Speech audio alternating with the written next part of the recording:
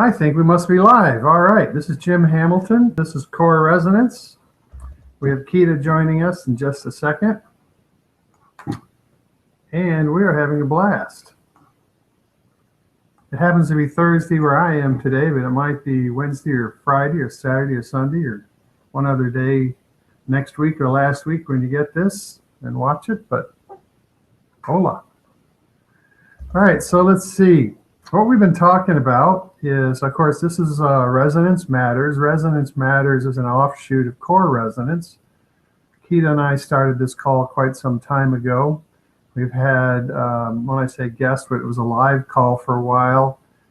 People were actually showing up inconsistently, so we have changed it. And what our intent is to do a call every week and have the last 15 minutes open. So hope to hear from you, hope to have your participation. Part of what's going on right now is a series, if you will. I came up with the term, was it dimensioned allowing, I think? And so now we've had a series of about 3 talks that have dimensioned in them. Dimensioned allowing, dimensioned law of attraction, dimensioned, non-resistance. I'm making this up as I go along. It seems like whatever we were talking about a couple of weeks ago is a couple of weeks ago. Keita and I talking last week, we got clear that, or we came across the idea of the exponential multiplier that is the map of consciousness. And that's definitely a dimensioned concept as well. In other words, dimensioned means exponential. Dimension means multiples of dimensions. Dimension means when you allow, first off, you have less resistance, because most of us go forward, whether if we're in our mind, that's resistance based right off the bat. So we are, most of us, in a resistance based reality creating. And as we move toward allowing and move away from resistance, allowing starts to beget a different kind of reality creating. And so as we allow where we once resisted, our realities start to show up a little bit differently. And over a period of time, our reality creating becomes easier to allow because we're coming from allowing instead of coming from resistance. In other words, coming from resistance, allowing, when you're coming from resistance, takes a lot of work. Allowing, coming from allowing, it's easier and easier. There's our definition of dimension. Okay? All right, so I'm still expecting Keita to show up any second now. I just sent her the link at the last minute. I've actually been busy today. We bumped our time around as well. And she is really a wonderful partner in this. She brings so much dimension to the conversation. She manages me a little bit because I'm kind of nuts. I write, so writing is my forte, and in writing, I don't worry about editing. In fact, you can't edit when you write, because that's the mind kicking in. So you're right. So whatever comes out is what you do, and you're very, very, very present time. And so as I learned how to speak instead of writing, I have to learn how to manage myself a tiny bit. Not a lot, just a tiny bit. So Keita's particularly good at that. So, so let's see, where was I? The Map of Consciousness came out of a book by Dr. David Hawkins. Dr. David Hawkins lived in Sedona, Arizona the last 15, 20 years of his life. He did die a couple of years ago. Some people believe he achieved enlightenment. If not, he was awfully close. And I think when you're splitting hairs like that, the answer is he did. And I'll give you an example. I used to go see him talk. And if I got there late, it would be all you could do to get your eyeballs in the room around the sill of the door to hear him. But very often, and people won't necessarily appreciate this, but he would be at the microphone and just cackle to himself the whole first half. People would leave at lunch and not come back, boom, better seating. So Dr. David Hawkins, he was an interesting character. There's some history about him that I'd like to tell, but it gets into too much of a story, so I'll leave it short. But now, of course, also, he was a psychiatrist in New York City in the 50s. he was the head of psychiatric departments of several hospitals, and he had 700 psychiatrists under him. He was a co-author with Linus Pauling. Linus Pauling, of course, was the vitamin C guy, but these guys together wrote Orthomolecular Medicine, and I believe Orthomolecular Medicine is the nutritional characteristics of not diagnosis, but of helping people. In other words, medicine for the most part disregards nutrition, which is kind of a joke all by itself. But so Hawkins, co-author with Linus Pauling, he was also knighted by the Koreans, North Koreans. Who's the good guys? South Korea? Anyway. For advanced consciousness work. And when he left New York City in the 50s and he came out to Sedona, so he was there early, really early. He built a house. I mean, going from being a psychiatrist to building a house, he cut his thumb off. But he built a very interesting place on, let's see, upper or lower Red Rock Loop Road. I forget which, but I guess off of upper Red Rock Loop Road. And past the high school, which of course wasn't there by many years. Let's see what she's doing here. Let's see. Okay, I have to talk to Kita here really quick.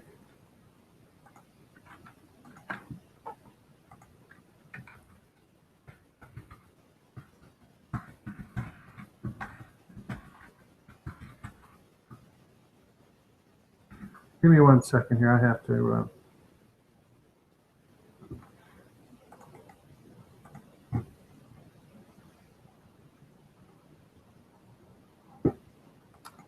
Just give me a second. So,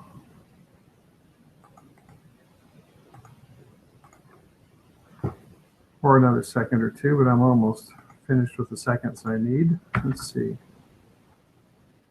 Having trouble plugging into our program. That's what's going on. So,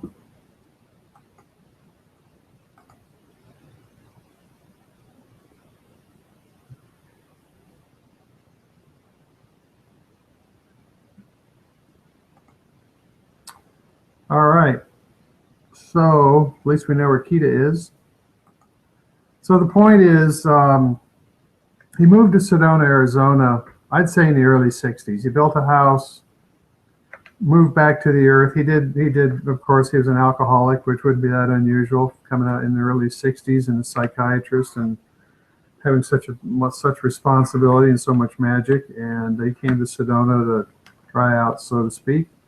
And he told me that a long time, I've known him for years, he talked about delivering manure to gardens in Sedona. So he went from high-keyed to low-keyed.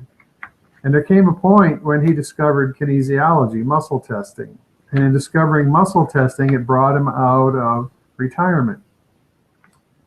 And he ended up doing one of the largest, in my own estimation, private studies of kinesiology that's ever been done. And he ended up excelling in the world of kinesiology and ended up writing a number of books. I don't even know how many. I'd say maybe 9. The first one that I know of, and I believe it was the first one, was Power versus Force. I think it came out, I'm going to say 1995. I don't know if you remember, but Wayne Dyer was touting Power versus Force from every stage, from every treetop, from every mountaintop, from every possible way. And Wayne Dyer, who put Dr. David Hawkins on the map. And Dr. Wayne Dyer, of course, was a good guy. He was around for a very long time. He did a lot of work with PBS. He introduced a lot of people to consciousness, a lot. He's died too recently, died in his sleep, I understand, and quite an interesting guy. His DVDs are wonderful. I haven't read his books. His work is wonderful. So where I'm trying to get to is when Dr. David Hawkins discovered kinesiology and settled into it, he wrote his first book, Power versus Force. And in the book, Power versus Force, he denominated, or he created a map of consciousness. Now, the map of consciousness is a scale from 0 to 1,000. The lower, it's what they call an arbitrary scale, which it could have been a scale, but he chose 0 to 1,000. And 0 to under 200 are the states of apathy, fear, grief, anxiety, rage, up through pride at 175. 700 to 1,000 on this scale is where enlightenment starts at 700. And between 200 and 700 is where most of us are. And what's curious about the map, one of the curiosities, is that at 200, which is the break point on the map, not at 500, not in the middle, but at 200. And 200 is labeled courage. So what that says is it takes courage to go on. It takes courage to have more. Even if what you have is apathy, even if you're frozen in apathy, or frozen in depression, or frozen in pride, or any of these things, it takes courage. I was going to use a more colloquial term, but I didn't. It takes courage to have more. Now, even when you're in these higher states, I met some people, it's been a while now.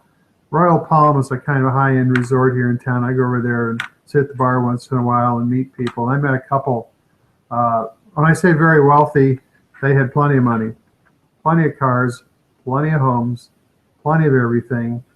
And the conversation in part was about they had, whether it was their own kids or friends of their kids, friends of friends whose kids had gone to Europe and backpacked and really chose an alternate life to the traditional life of making lots of money and quote unquote living happily ever after. And they are a product of making lots of money and now wishing that maybe they had done their life a little bit differently. Like he says, we've got enough cars now. And of course, they lived in Paradise Valley, which is a very exclusive part of Sedona, the Scottsdale, Phoenix area. But they did. Now, the wife was more willing, but he did not have the courage to step forward and give up his comforts to have more. Because they talked with me very seriously. Now, if they talked very seriously, they would have ended up doing it. But we went back and forth about the idea of them taking on more and exploring their spiritual nature and exploring that inner component of their lives, which very often people don't do. And here he was at a point in his life, he's well into his 60s. He's not an old man by any stretch, but he's well into his 60s and not lamenting maybe, but at the same time, my sailing, I had my boat from when I was 26 to 34, retired when I was 30, all these things. I've mostly done what I've wanted in my life. I'm talking about the friends that went to Europe, the kids that went to Europe and doing what they wanted to do. They ended up with a successful business, but they're doing what they wanted to do instead of what was expected. So anyway, courage is a really important component. It takes courage to go forward. And it does take cojones or balls or whatever it takes. And so the map of consciousness, the breakpoint on the map is courage. Now and so up the map a little bit. Now let's see if I can put this page up real quick. I was hoping Keita would be here by now. Screen share. Let's see if this will do it. What is this? Is this it?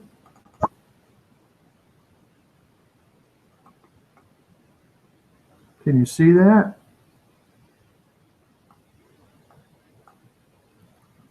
Anyway, it's not very, let's see if I can do a better job here. So here's your lower end of the scale down here. I wonder if you can see that. Miserable, shame. I follow this second row here. So shame, guilt, apathy, fear, grief, fear, desire, anger, and pride. You see pride at 175. What's interesting about this map, I know where I was going. As you move up, as you move past courage, you move into neutrality. There's Keita. There we go. Were you experimenting or something? Not that I know of. No, I don't think so. All I do is I just do a fresh link each time we start. I know I sent it to you only a few minutes before. Which one worked, this first or the second one when I resent them? I just got the one, so I was using the first one all the time. Okay. No, Yeah. I'm sitting here and I'm in the middle of a conversation about the map of consciousness, so you're gonna have to give me just a minute. Okay. So what I was talking about, so welcome, Kita. Welcome. Cold weather up there and all that. Kita's out of New Ottawa. Where are you from? Is it Ottawa? It is Ottawa, yeah. It's in Ontario, between Toronto and Montreal. Jogging this morning, and what kind of temperatures? Minus 28, but you see, when you don't know what the temperature is, it's not so bad. Exactly. So speaking of courage, we're talking about courage. So what I was saying on this map, as you go up the map, you move into neutrality, willingness, acceptance, reason, love, joy, peace, and then enlightenment starts at 7. See 700 to 1,000 over here. And what the point is, what's so wonderful about this map is if you look at the bottom, it's shame and guilt and apathy, high, high, high, high resistance, to the point of being, for all intents and purposes, shut down. And as you move up the maps, even in fear, there's a high quotient of resistance, but as you move up past courage into neutrality and acceptance, can you see how resistance fades? And what the beauty of this map is it indicates that the less resistance you have, the more connection you have. In other words, the less resistant you are, the less you are cut off from what is naturally available to all of us. All of nature abides by this scale of order, this governance that everything shares, and but for resistance, so would humans. And so this map of consciousness very capably displays the less resistant we are, the more conscious we are. The more conscious we are, the better our quality of connection with the cosmos, or innate intelligence, whatever you want to call it. Now, what's fun about this scale is one person at 700, I'll move this over, you can see down here. One person at 700 counterbalances the negativity of 70 million people below 200. Yeah. One person at 600 counterbalances the negativity of 10 million people below 200. One person at 500 counterbalances the negativity of 750,000. What that says is that as we become more conscious, as we become less resistant, basically more God expresses through us. And when we're at 700 on the map, when we have that much consciousness, that much no resistance in our life, God peeks through us at that rate, and we counterbalance the negativity of 70 million people. Now, admittedly, 700 is a very high number.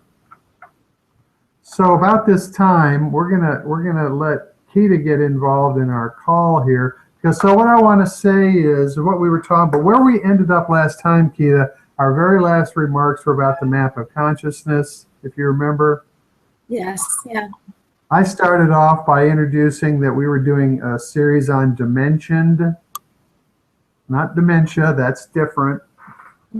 Dimensioned, and the idea is that in resistance, our reality creating is but as we learn to allow, the reality creating starts to improve, and as our reality creating starts to improve, our allowing becomes easier. And that's what dimension means. In other words, there's multiples of openings and outpourings as we move from resistance-based to allowing-based, for which our allowing becomes easier and easier and easier, which in many respects mean we work our way up the map. So that's kind of where we've been so far in the call. And what can you tell us about what you've been doing and what's important to you right now? Well, I'm glad I'm on the call, because I find sometimes, especially in this season, and as you noted, I'm in the colder climates of Canada, Eastern Canada. I find there's a fatigue that sets in, Jim, and when that fatigue sets in, which is a physical fatigue, sometimes that does affect you mentally.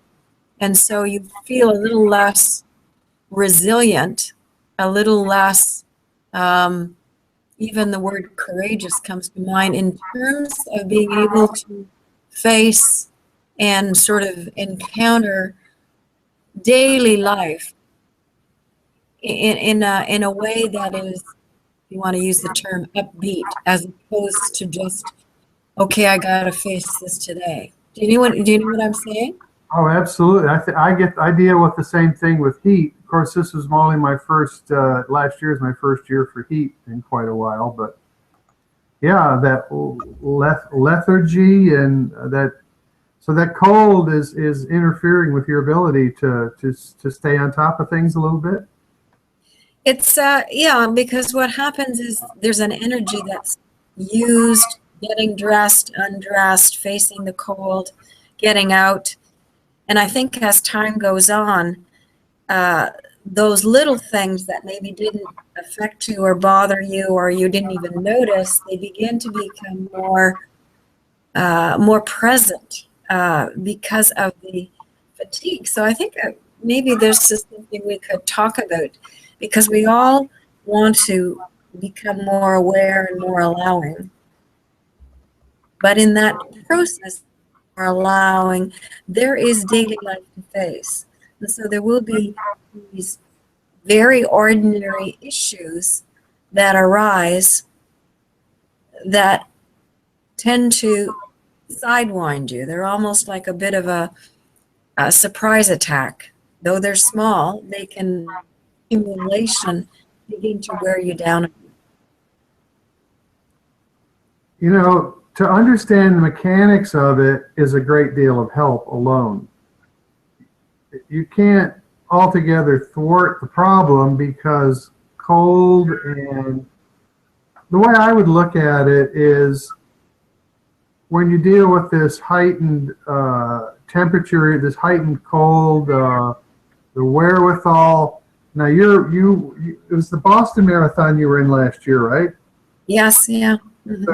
So you do serious running, and I think serious running is a good term for it. I don't know that, but and so it takes a lot. It takes a lot of discipline, and especially was it 28 below? Was that just 28 below centigrade? Is that what it was?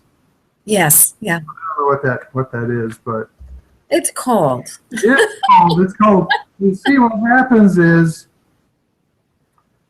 it's like not getting enough air. It's like not getting enough something, because you're having to compete with the cold constantly, and it takes brain power. It takes horsepower to compete. And what it does is, over a period of time, it starts to build up as overload. And it starts to become dissipating. It starts to break down your resolve, because it's taking so much raw horsepower just to process the world that you're trying to maintain in. That's what core resonance would say. And so as you have to not analyze, that's not what we're talking about. We're talking about just getting through your day and having the verve to get into your running clothes, knowing that when you go out, it's extremely cold. I mean, I would think that on some days, I'm sure you've learned not to think about it, but on some days it takes some major horsepower to even get out there, because I know you've been out there in really cold weather. 28 isn't even bad. How cold have you run in? 40? No, that's pretty cold. 28? It's a wind chill would be if there was a heavy wind and it was moving at like getting into minus 35 or minus 40. That's ridiculous to run in. So at least it's still.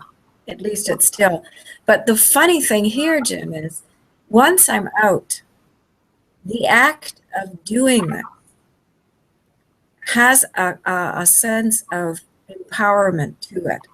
There's a sense of mastery and a sense of discipline. Yes, I can do this, that I like to take into my work, and into the idea of, I have a project, I have to complete the project. Because the discipline of finishing a run is just the same as the discipline of finishing the project. But I think as time goes on, you're absolutely right. There's wear and tear. And what I'm looking to understand is how this wear and tear can be met with without getting overly dependent or overly upset with it or overly preoccupied with it. Overwhelmed by it. Yeah, that I don't.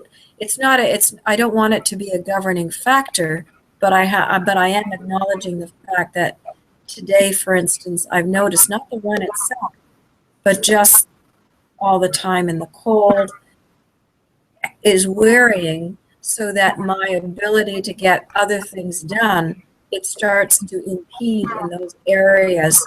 So the sense of accomplishment or the sense of finishing is that much more challenging.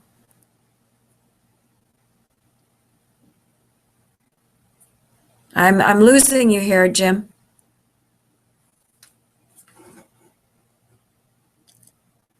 I can't hear you.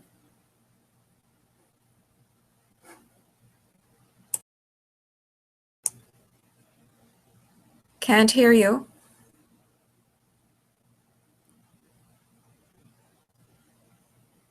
I'm going to come in again.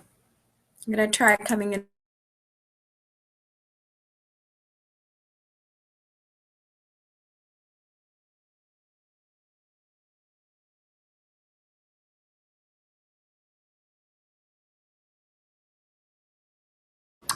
All right, so now we've got, well, this is part 2, and we've been talking about Keita. I'm hoping she'll join us quickly. I'm going to send her another quick email to make sure this goes through. She's in Ottawa, Canada. Whoops, that didn't write. She's in Ottawa, Canada. She ran the Boston Marathon this last year. I forget how she came in. I know she did well. I didn't do that right. That'll work. One more second here.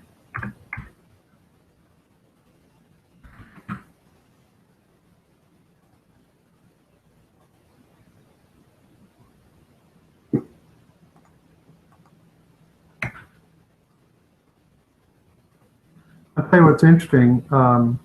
When she ran the Boston Marathon, that was such a big project. Now, here's somebody that lives up north where cold weather is far more normal. I know these guys are getting tired of it. I have somebody else that's up there, and the cold is really wearying over a period of years, just like she's talking about. I hope my screen isn't acting up, because I see... All right, so this is part 3 of this snafu conversation here with Keita. Keita's in Ontario, Canada. The question was, why is it so exhausting living up in the far north with all the cold? And of course, part of the scenario is that she's a jogger. I mean, she's a runner. She ran the Boston Marathon last year. In fact, this is where I've forgotten where I was. We were talking, and when all that attention to running the Boston Marathon, when she finally ran it and completed it, all of a sudden she had this big empty space in her life because she had been running and preparing for this for so very long. And when it finally occurred, suddenly she had a big void afterward, and it took several months to repattern her habits and patterns. And it's kind of what we're talking about here, because when we're in our patterns and habits, the brain has settled into automation, if you will. When we get out of bed in the middle of the night, the likelihood that we are going to kick the furniture or trip over something is low, because when we wake up at night, we know the layout of our house. We know we don't leave things in the middle of the floor, right? And so our patterns and habits have been set up so if we get up in the middle of the night, we can get all the way to the kitchen without banging our shins and knocking over lamps and getting lost trying to find their way to the kitchen. Why? Because we have patterns and habits, and we've learned all this. And the more patterns and habits you have, the more our lives run on automatic. Now that can be good and it can be bad, because if you didn't choose your patterns and habits, if you're constantly trying to escape what you don't want and build your patterns and habits, you see how that works?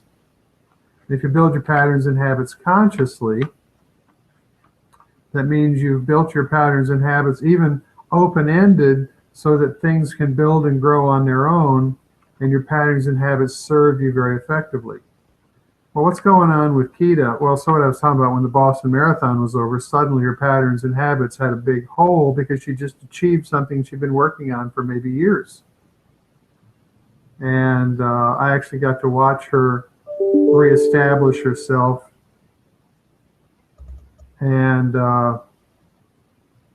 settle into new patterns and habits. And frankly, what she did was she chose all new opportunities and setting up more of a business, more business activities, because where all that focus and attention had been going into Boston Marathon or preparing for that, she now puts that same energy toward her business. And so now she's building patterns and habits toward the achievement of goals that she's trying to achieve, just like she did with the Boston Marathon.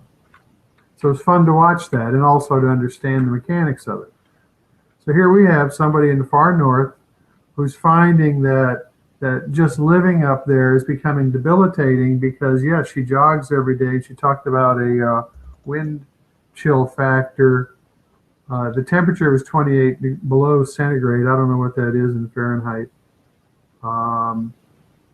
But there was a wind chill factor. And she said it's just debilitating just to get dressed to go. And it's wearying to keep up the load of what she has to compete against. And what I suggested was that she's having to manually process all of this because all of it causes overload. All of it is debilitating. All of it takes something from her. And so as in a computer, her resources become less available. When her resources become less available, her brain processing becomes less available. Her patterns and habits kick in less so.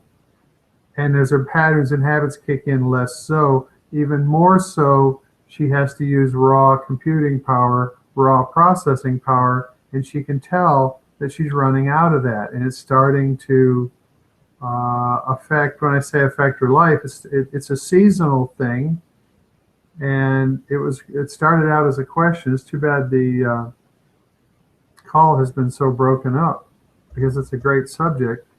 But I will piece these together into one video because it's right now we're on our third one. We don't realize, you see what happens is the lower we are, we're talking about the map of consciousness. We don't realize that the lower we are on the map, the more resistance-based we are. Now your patterns and habits, when you're resistance-based, your patterns and habits are resistance-based. You see how when you're resistance-based, you're going to build patterns and habits that are resistance-based. As you learn how to allow, we start creating with less resistance, a little bit less resistance initially, and our realities start to show up a little bit differently, for which allowing starts to become easier. There comes a point in our reality creating where our patterns and habits, serve us thoroughly such that our life goes on, and we know people like this, and we're like this ourselves, and certainly in parts of our lives, where our life runs very smoothly automatically. Now there's so many different stratas of this though, and of course the point becomes when our life runs on automatic very effectively, what does it do? It leaves resources. What are resources? It's the same as a computing term. Resources is brain processing power that is available. Why? Because your patterns and habits are working for you. They're not creating mischief. They're not creating trouble. They're not creating stuff where you have to take your processing power and put it over here on this problem. You're not having to deal with things because you're reality creating as a product of your patterns and habits, which, by the way, your reality creating is a product of your patterns and habits. not something you say or something you wish for. Your patterns and habits dictate your realities, and the cleaner your patterns and habits, the less resistance.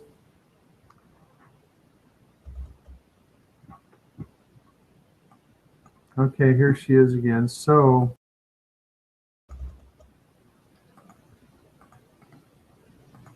I have to send her another email.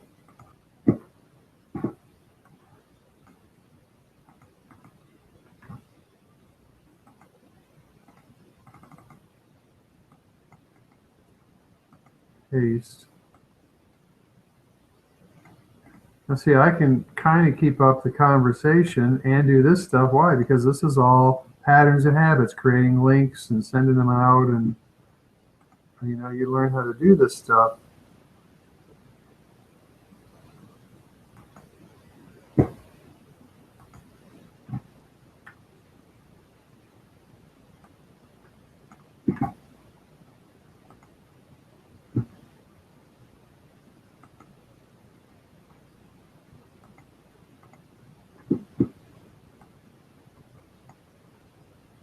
This is funny. I thought I almost hung me up.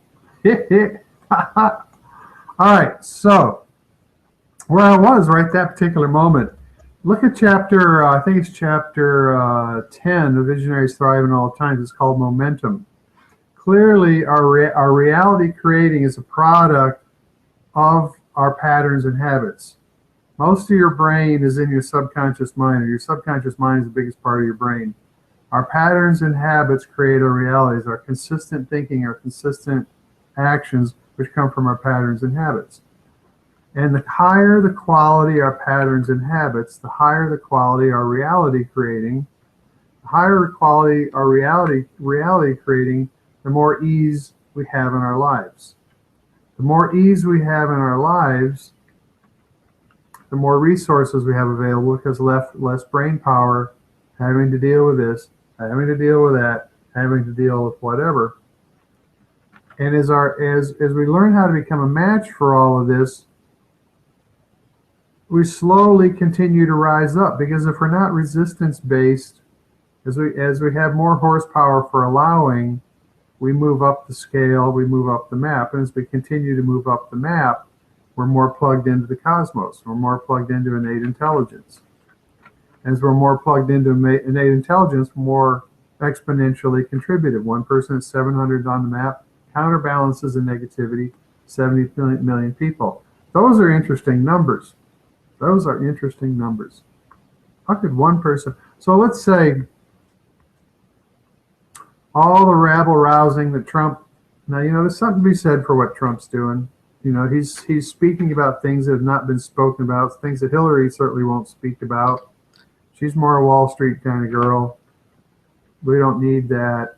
But Trump is not the answer, because he's resistance based. He's kind of wall. He's into walls. The Pope said something about you build bridges or you build walls, one or the other. I would agree with that. And the point is, there's a lot of negativity on the planet, and the way we counter it is by an understanding of the map of consciousness.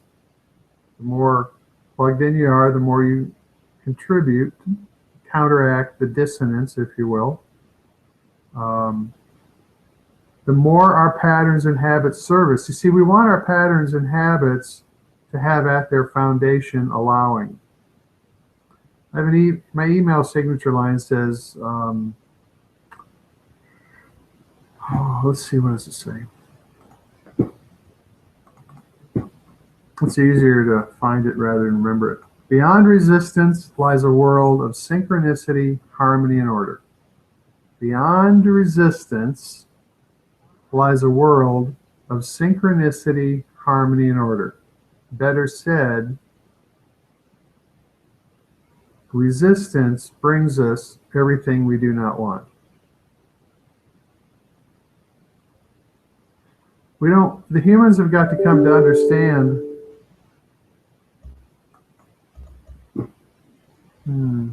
So she's having trouble getting on.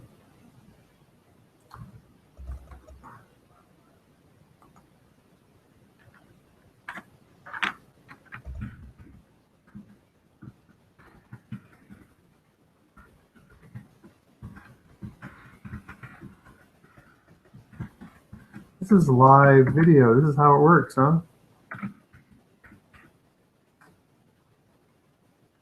Mhm.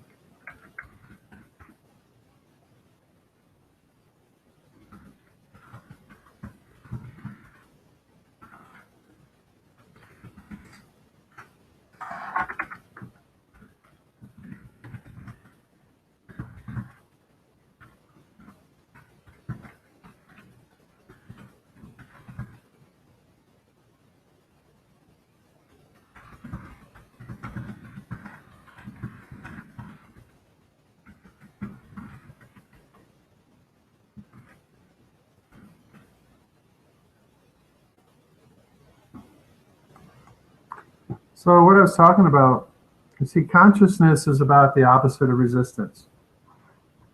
And as you become less resistant, we already have patterns and habits. As we become less resistant, our patterns and habits display allowing better. As we display allowing better, our world gets better, and it gets better, and it gets better. I say that patterns and habits can be even charged with or caused to be self-healing, that they can be ever expanding on their own if you set them up right. That's part of visionaries thrive in all times.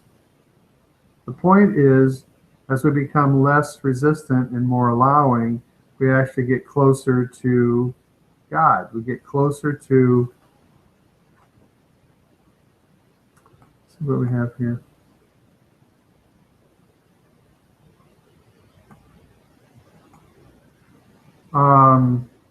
Our connection. And so patterns and habits is what takes us north.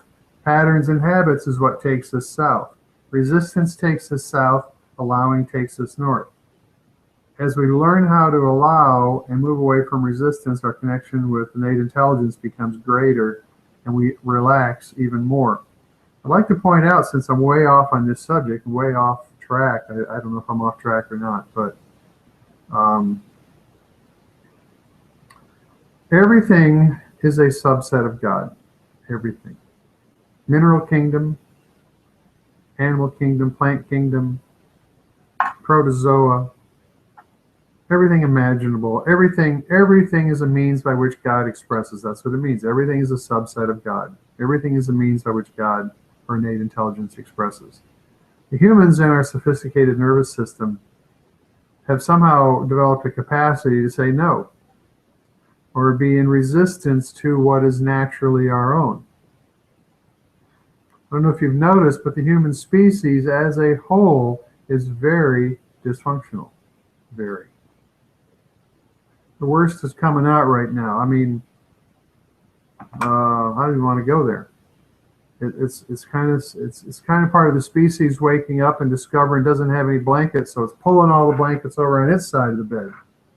Now there's a tussle with what's right and what's wrong and what's okay and what's not okay, and a lot of us just watch it because there's nothing else to do. We're not going to go in there and straighten it out.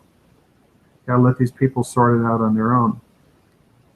The point is, as we become more conscious, we become more contributive, and as we become more conscious, more innate intelligence expresses through us.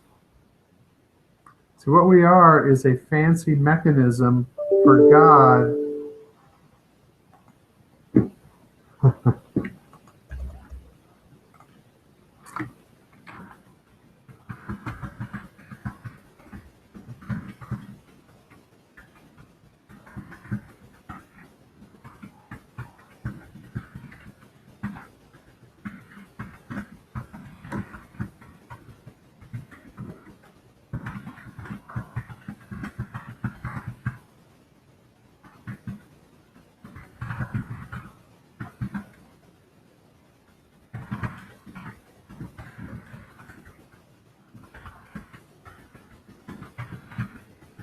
I'm almost finished here.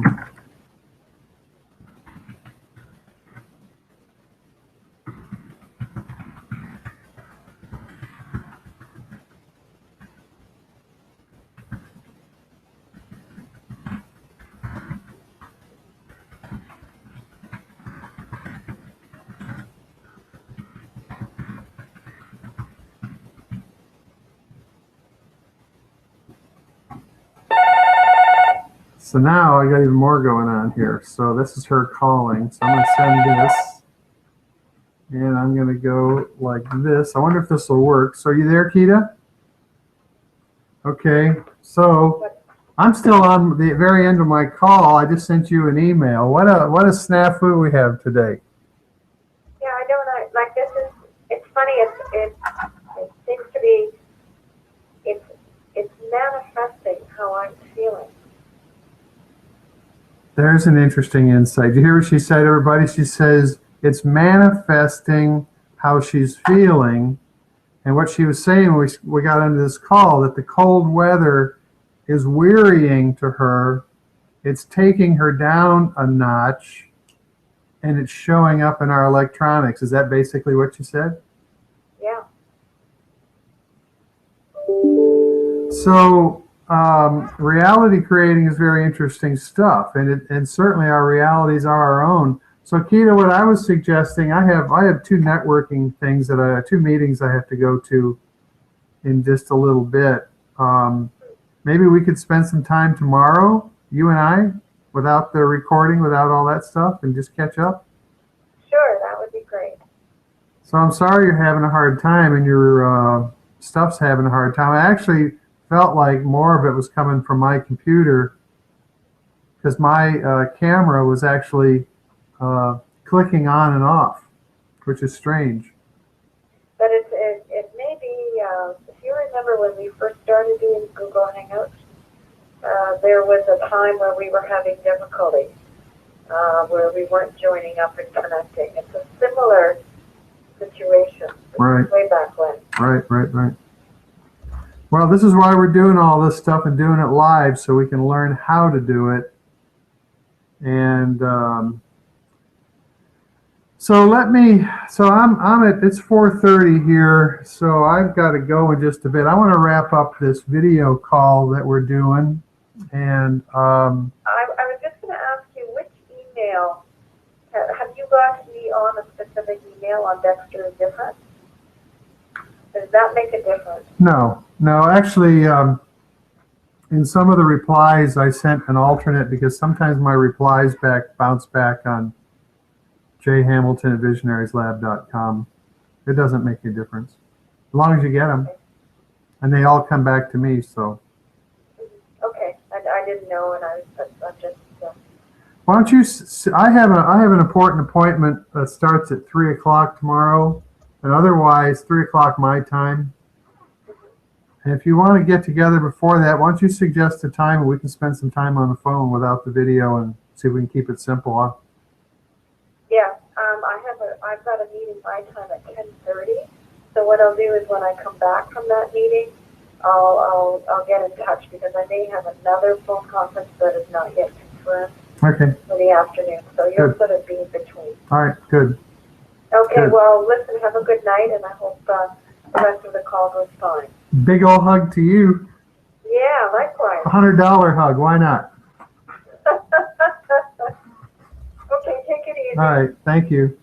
Okay. Bye bye. Thank you. So we've had snafus. Now, what she just said, how interesting.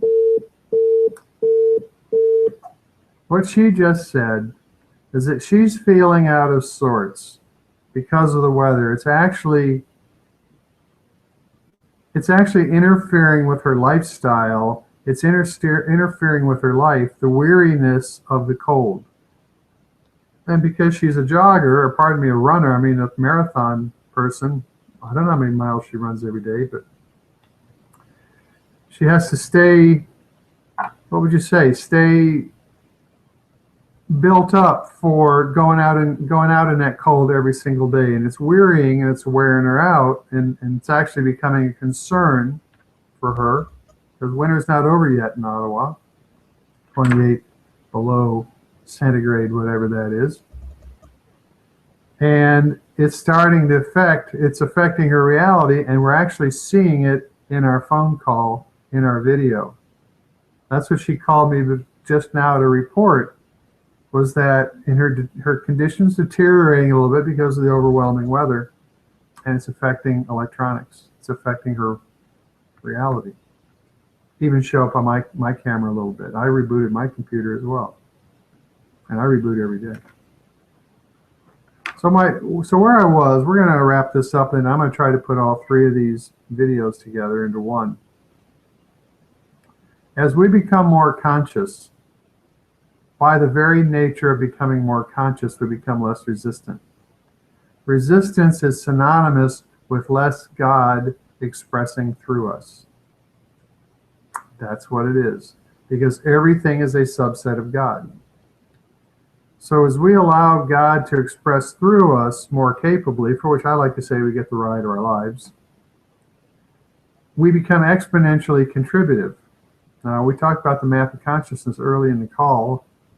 Like I said, there's been 3 of them here. We've had all kinds of things going on. But one person at 700, admittedly a very high number, counterbalances the negativity of 70 million people below 200. And all that is somebody with such a low level of resistance that God simply naturally expresses through them. And a new term I created, which is coalescing coherence. So here's the final analogy here, and then I'm going to sign off. And the Maharishi effect is a very interesting, what would it be? First off, it's a demonstration. They did it numbers of times. I don't know if they did it a couple hundred times altogether. I do not know. But what Maharishi said, and this came from ancient Vedic texts in his translation, was that when 1% of the population is meditating in a locale, it will influence that locale. They did a demonstration in Washington, D.C. in 1993. They brought in 4,000 meditators. Now, these are experienced meditators. This is all TM people, Siddha Yoga. They're all experienced meditators. They also, and so apparently Washington, D.C. at the time had 400,000 people because 1% is 4,000. So they told the police departments, the FBI, anybody that would pay any attention, what they were going to do, what they'd already done. They wanted everybody to watch this 7-week experience and also how they were going to tabulate the results and the whole thing. And the long story short is crime went down, and they had serious, I'm talking about violent crime, rape and murder and all this stuff. Crime went down 23.3% during the 7th week of 4,000 people meditating. What actually happened? So when people meditate, experienced meditators, they move into allowing, and actually meditation is the act of non-resistance ultimately. Think about your connection to source. Non-resistance is no resistance to your source. So basically 4,000 nervous systems sitting there meditating for which no resistance is involved, and basically God peeks out through 4,000 nervous systems, and as I say, coalescing coherence. And coherence dissipates dissonance. Coherence, basically the frequency of God, the frequency of order, dissipates crime, automobile accidents, all the kinds of different things. In fact, there was part of the study they were able to measure government because there was polling or some kind of, they were able to actually measure improvements in government during the 7 weeks that the meditators were meditating. And so the point is, as we learn how to become neutral, as we learn how to become empty, as we learn how to intentionally build our patterns and habits based on allowing, for which we walk around the mud puddle, never have to walk through it in the first place, hint, hint. In other words, allowing does work. We don't have to deal with all this stuff because resistance is what brings us what we don't want, which we then have to deal with. We move into allowing, things start to operate differently. And as we learn how to do this, as we learn how to move out of resistance and into allowing, and our patterns and habits of service and feed us, and more innate intelligence expresses through us, we can actually turn the planet around. Because one person at 700, admittedly a high number, counterbalancing the negativity of 70 million people below 200, them's good numbers. It's not about 51%. It's not about what Hillary does. It's about what small groups of meditators do. It's about what we do with core resonance, because core resonance is like meditation on steroids. I have a fancier way. I've got 40 years background in meditation myself.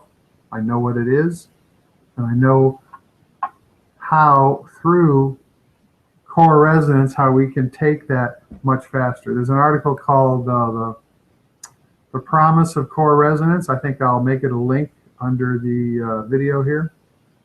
Be in touch. Let me know what you think about this conversation. We do this every Tuesday at 3, let's see, no.